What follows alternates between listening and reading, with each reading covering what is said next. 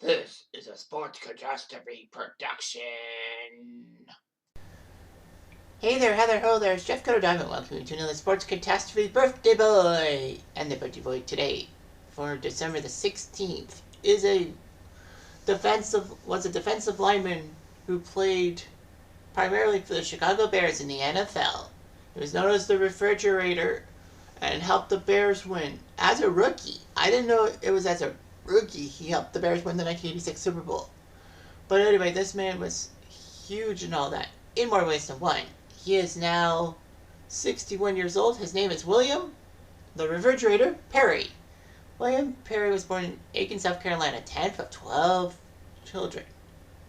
Ironically, his mother was a school dietitian, even though that William Perry was a huge boy. He said that by the time he was 11, he weighed 200 pounds.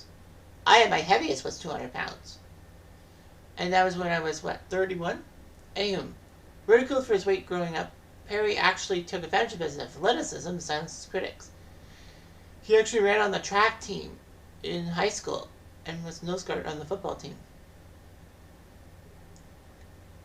He was actually the 6th fastest runner on the entire team and could run the 100 meters in under 12 seconds, which is unusual.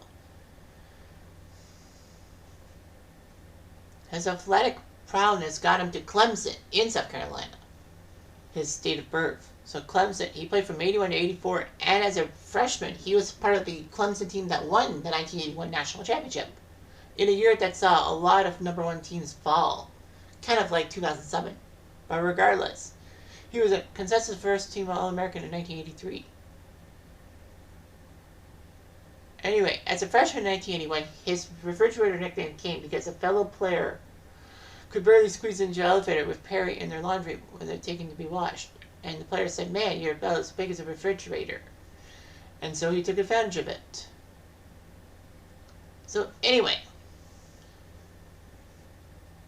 it's the 1985 NFL Draft, and the Chicago Bears had the 22nd pick and took him from Clemson. So the Bears took him. A defensive end or defensive tackle, guys ahead of him. Well, Bruce Smith went 1st overall. Ray Childress went 3rd overall to Houston. Chris Dolman went 4th to Minnesota. Ron Holmes went 8th to Tampa. I think that was the biggest mistake because Bruce Smith, Chris Dolman, and Ray Childress were pretty good in the NFL. Dallas took Kevin Brooks 17th. And Darrell Sims went 20th to Pittsburgh, if you must know. Anywho, Mike Ditka handpicked him. Defensive coordinator Buddy Ryan did not like it, saying that Perry was a wasted draft pick. And there was a power struggle between Buddy Ryan, defensive coordinator, and coach Ditka. But Perry did his job and all that. Buddy Ryan would not allow Perry to play defense on the defensive line. So Ditka decided to use Perry as a fullback on 4th and short, either as a barrel carrier or the blocker for Walter Payton. He actually ran for 2 touchdowns and caught a pass for 1. And so, anyway, halfway through the season, Buddy Ryan finally decided, fine, he can be a defensive lineman. And he did and all that.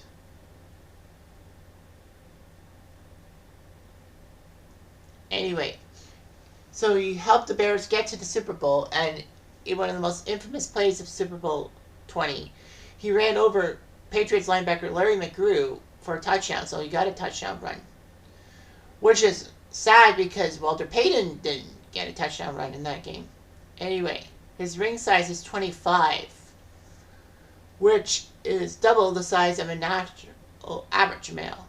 Anyway, Perry would still play for the Bears and would play 9 years with the Bears organization from 85 to 93.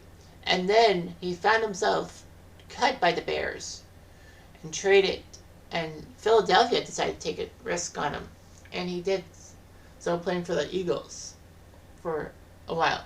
And he actually played a season for London in the World League, well, not the World League of American Football, sorry, NFL Europe in 1996. So he went to play for there. Unfortunately, he would struggle with his weight, which would hamper him. But still, in 10 years, he played 138 games, recording 29.5 sacks. and 5 fumble recoveries. He actually had 2 touchdown runs and a reception for a touchdown. Well, 2 of those 3 touchdowns were in his first game. First season, excuse me.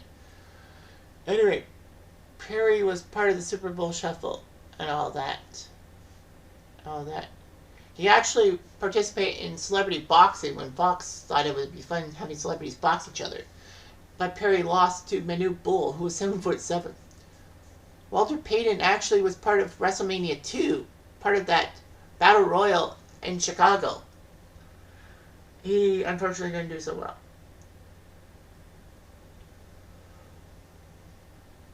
But he got inducted to the celebrity wing of the WWE Hall of Fame in 2006. He was a celebrity contestant once at the Nathan's Hot Dog Eating Contest, but couldn't finish past 5 minutes.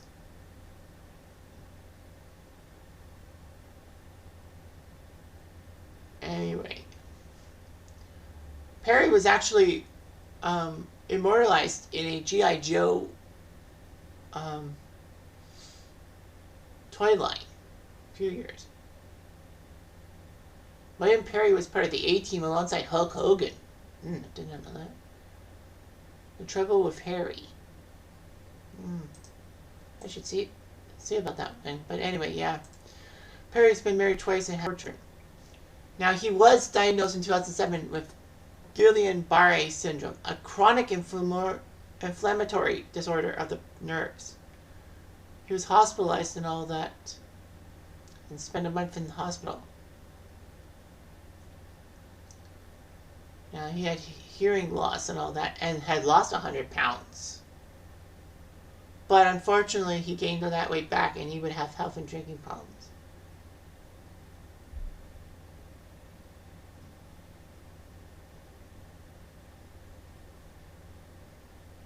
Anyway, Perry actually was confined to his late father's home. And Michael Dean Perry, who was actually his younger brother and played for Cleveland, among other teams, was Williams' guardian and conservator for his affairs.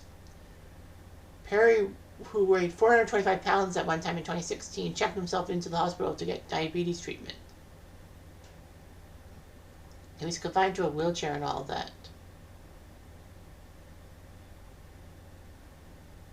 So anyway, a lot of people say William the Refrigerator is living in a retirement home, having financial difficulties, and still drank alcohol. So a sad, sad way to go in a sense, because after all, I mean, you're a star and yeah, you have weight problems, but you're like struggling with them. The struggle is real. I mean, people struggle with their weight all the time, and it's not funny in the least. But anyway, yeah, William the Refrigerator Perry still is an icon, whether he has problems or not.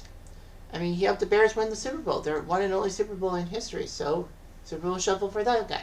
Anyway, I'm Jeff Diamond. I do.